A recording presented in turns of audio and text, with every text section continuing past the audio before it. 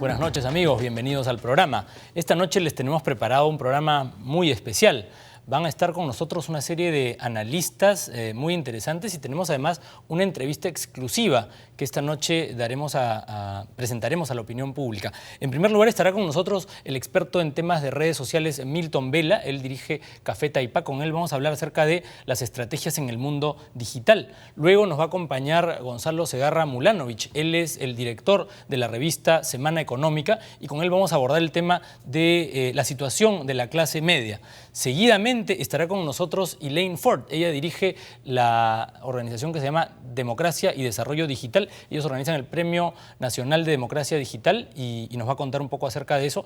Y por último estará con nosotros Marta Meyer Miro Quesada. Sí, esta noche se presentará en este set de televisión Marta Meyer Miro Quesada, que ha estado, como ustedes recordarán, mucho tiempo en el diario El Comercio y que no declara a la opinión pública desde que se retiró del Grupo El Comercio. Ella nos va a acompañar esta noche y nos va a contar todo acerca de lo que ocurrió con ella y qué es lo que piensa acerca también de la situación política y de la situación de la multimedia peruana. Como ven, el programa promete ser muy interesante. Un saludo a todos los que nos sintonizan en el 11.1 en HD y en el 18.4 en la ciudad de Miami. También a todos los que nos siguen en las redes sociales y en nuestra página web. Soy Luis Alfonso Morey y esto es Boca a Boca.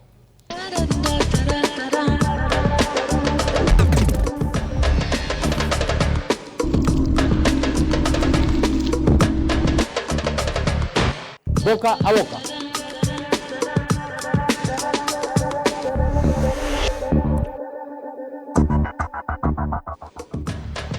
Está con nosotros en nuestros estudios Milton Vela. Él es director de Café Taipá y con él vamos a conversar acerca de lo que ocurre en las redes sociales, en internet, con la reputación no solamente del mundo corporativo, de las empresas, sino sobre todo de los políticos, de los líderes políticos que están en este momento buscando más seguidores, más followers, más votos. Muchas gracias, Milton, por estar aquí. A ti, Luis Alfonso. Milton, tú eres un experto en temas de redes sociales, de internet.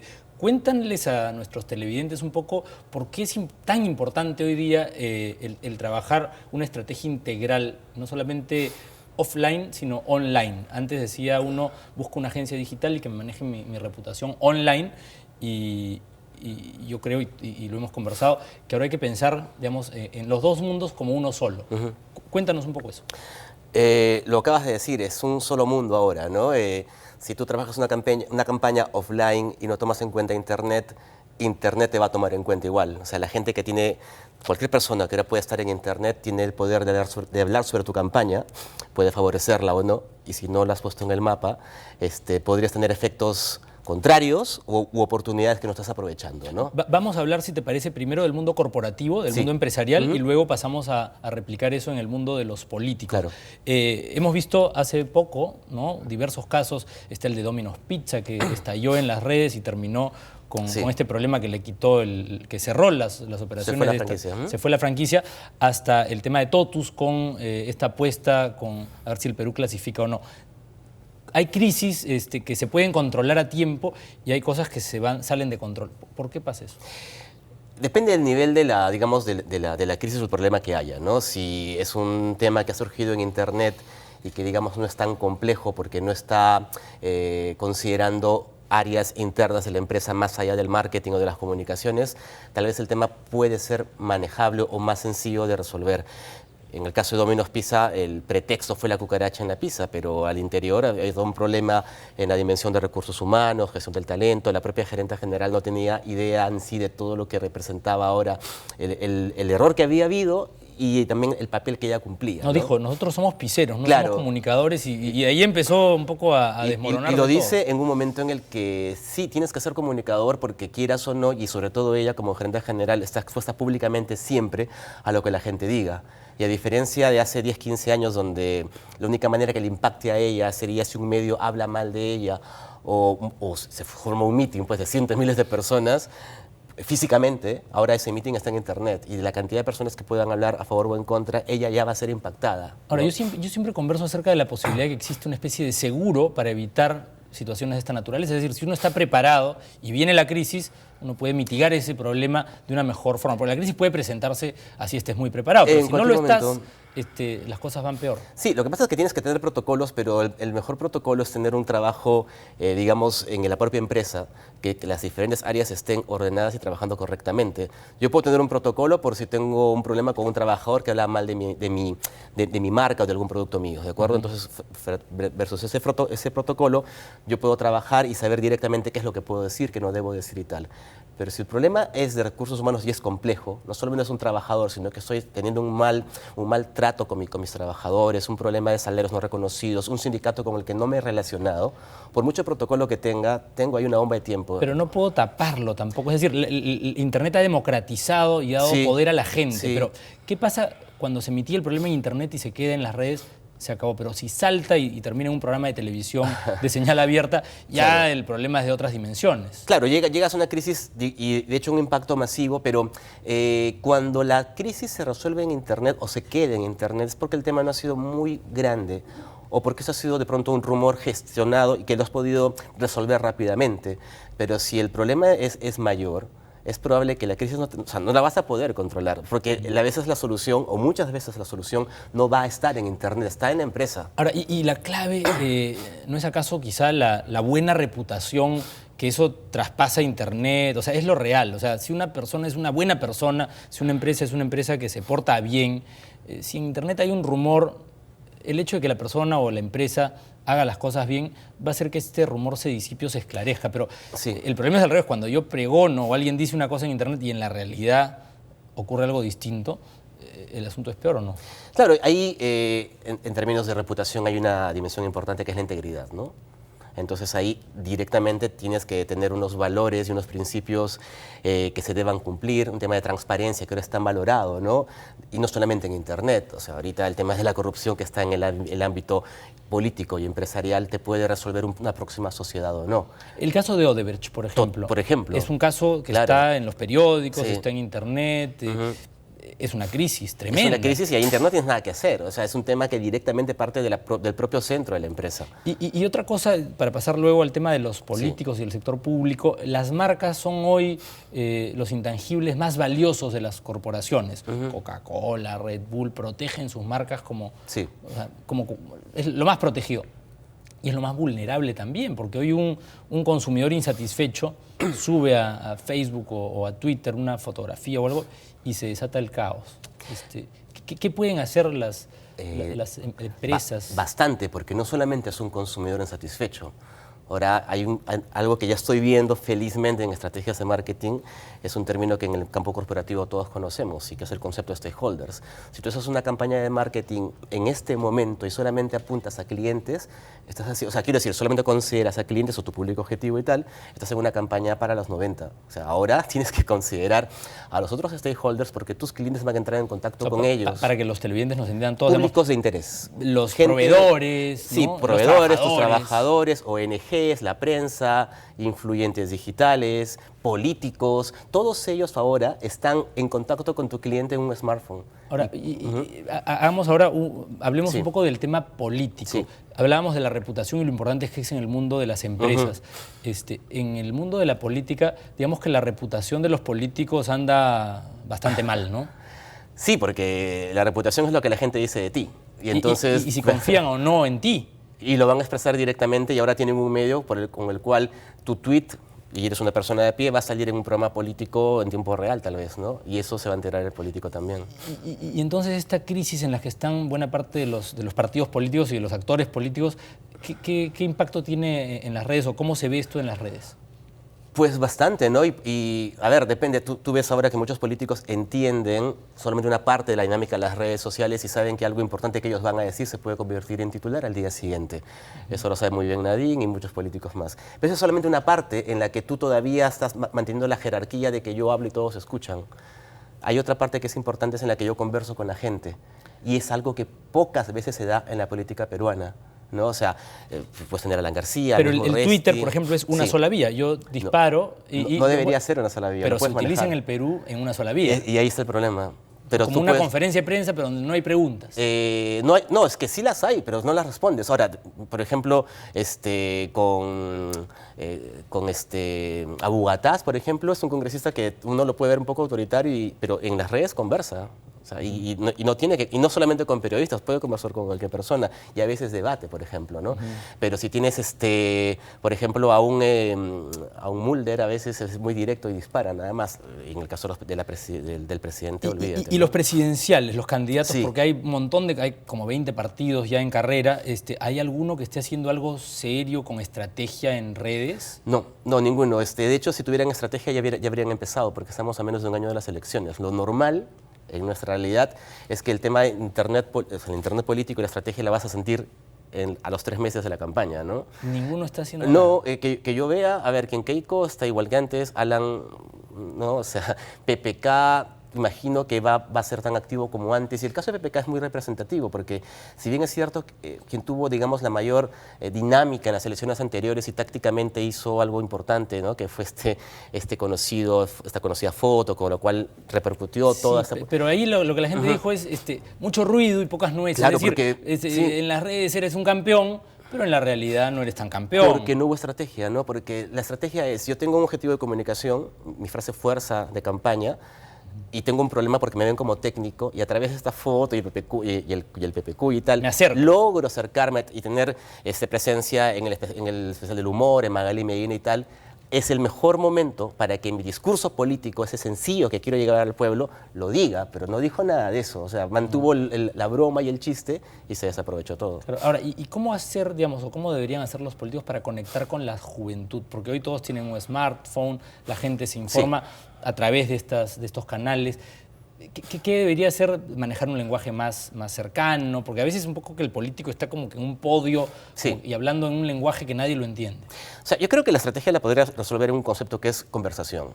Pero la conversación es imposible, o sea, también es inviable, que sea el candidato el que siempre va a estar hablando de ida y vuelta, porque no le va a dar la campaña ni el tiempo.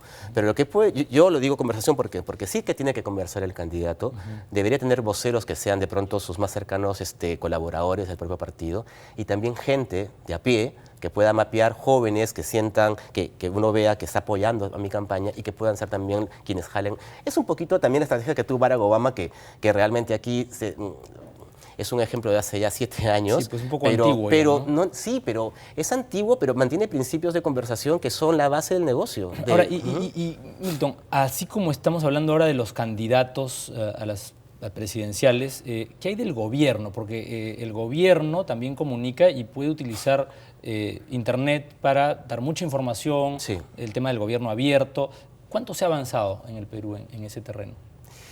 ¿Mucho, poco? Yo creo que de manera irregular, ¿no? Si pensamos en el gobierno y en el ejecutivo, sobre todo, esto va a depender de la gestión, de pronto, de cada ministro, de la cercanía de cada ministro.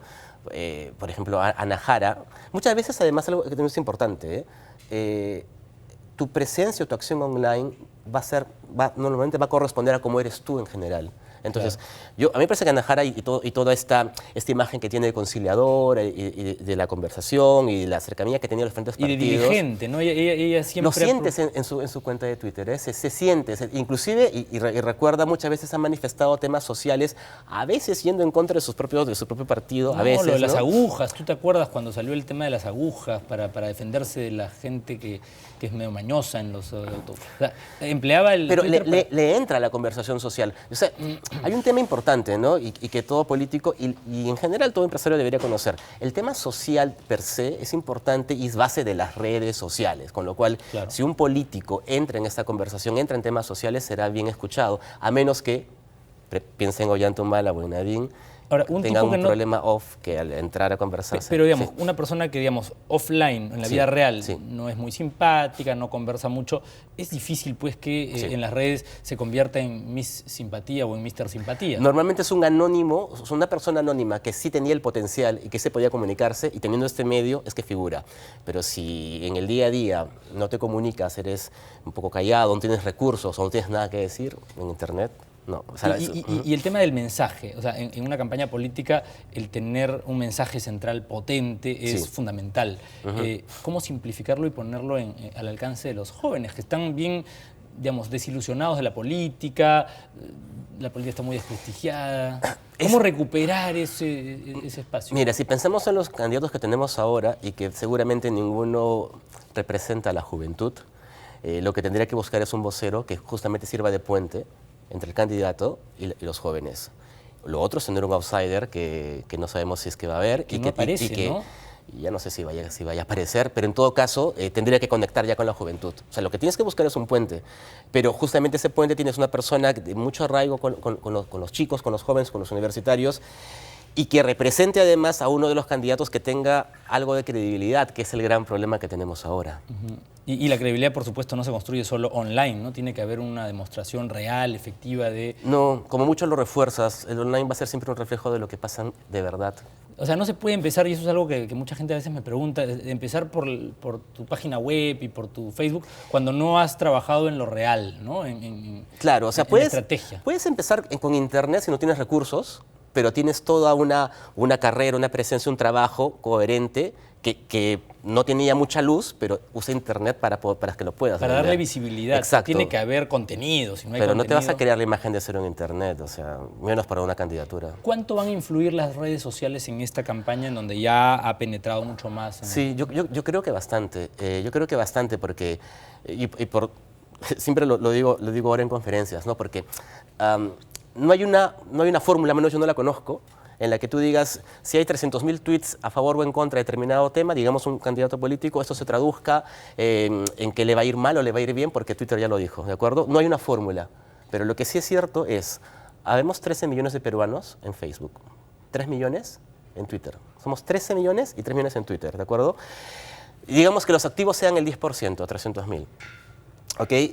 Y ya están en A, B, C y D, porque si tú ves todos los programas, digamos, los más faranduleros, están todos los segmentos, ¿de acuerdo? Entonces, para hacer una encuesta nacional, ¿de acuerdo? Son 1.300 personas aprox si tienes una muestra, digamos, representativa. En Twitter, imagínate, o en Facebook. Sin duda. No hay una fórmula, pero la relación está ahí. Pero ya no se puede hacer una campaña desentendiéndose del mundo. Jamás, no, ni hablar. Sería una burbuja, como te digo. No. Así es. Oye, qué interesante, Milton. Muchísimas gracias de verdad por estar aquí en el programa. Esta campaña va a ser bien interesante y va a ser Seguro. muy interesante también conversar contigo sobre estos temas que se van a presentar.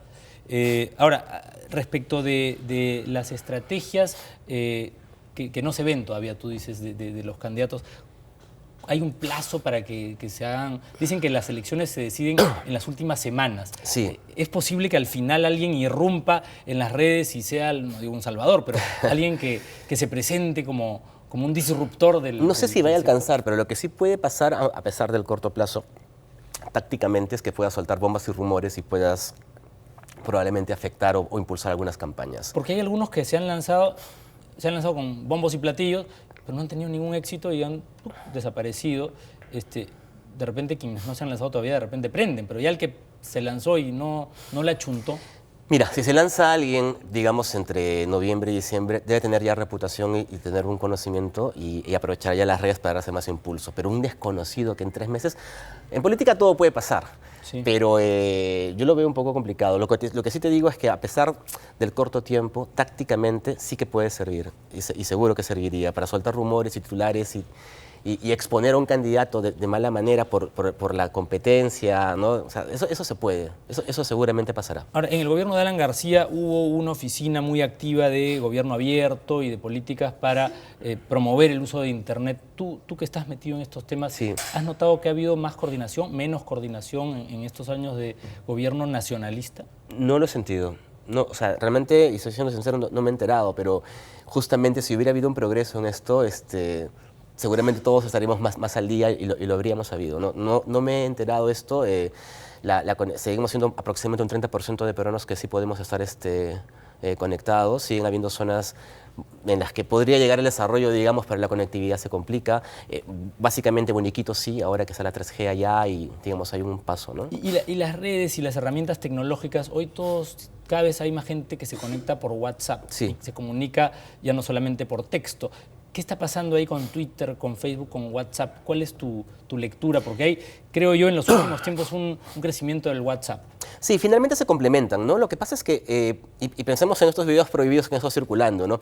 Difícilmente tú lo vas a publicar en Facebook o en Twitter por 1000 motivos. Primero porque te expones, porque te pueden hasta sancionar y te pueden pegar y tal, pero por WhatsApp han circulado montones. ¿Por qué? Porque circulan en grupos mucho más cerrados con los que tienes mucha confianza. Porque esto es algo que uno comparte con sus mejores amigos y estos mejores amigos con otros mejores amigos. Así es. Y así todo Lima se entera, ¿no? Tú todavía puedes en Facebook cementar y tener tu grupo de 10 amigos íntimos y punto, pero no deja de ser más público que el WhatsApp.